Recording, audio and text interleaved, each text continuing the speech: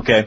What I wanted to get into, if you were talking about these groups. I remember I mentioned to you, you said you had meetings 3 times a week, and I said, well, what about if I wanted to go and visit, maybe do a story about them? What would happen, or would I be able to find one of these meetings that were going on where in your area of Escondido?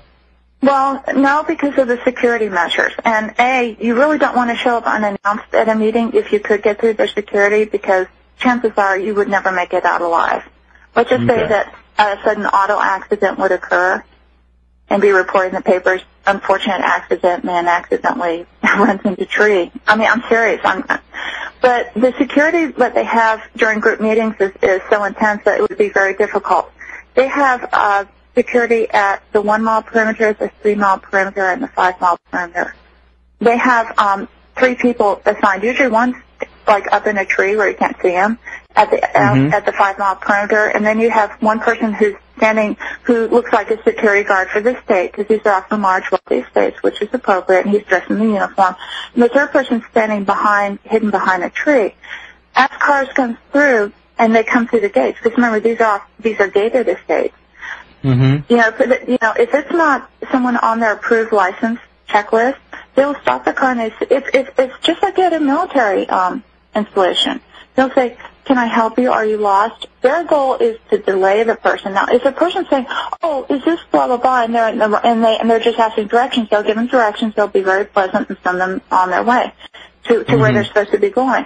But if they are acting as if they want to go further into the state, and this is not an okay person, then the person, they will say, all right, well, let's either say he's not expecting you. That's a code word. That tells a person either up in the tree, hidden, or else hidden further back.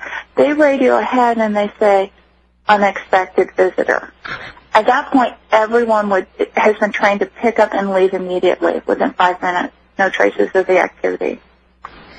So this is some of the methods they go through so you don't get caught.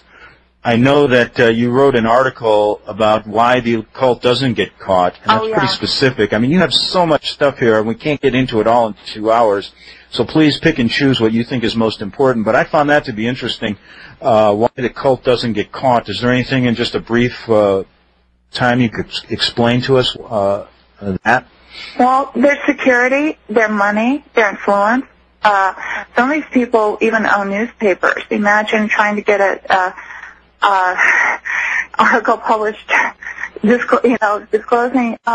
There's a lot of reasons why they don't get caught, because that's the first thing people ask. But then my next question is, how many child pornographers are out there that the police have been chasing for years and have never found or caught?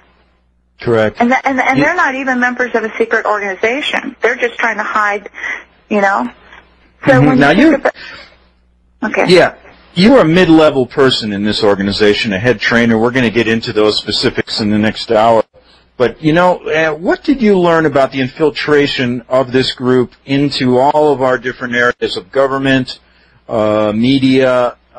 They're basically at the high levels of most of our financial institutions also, correct? Yeah.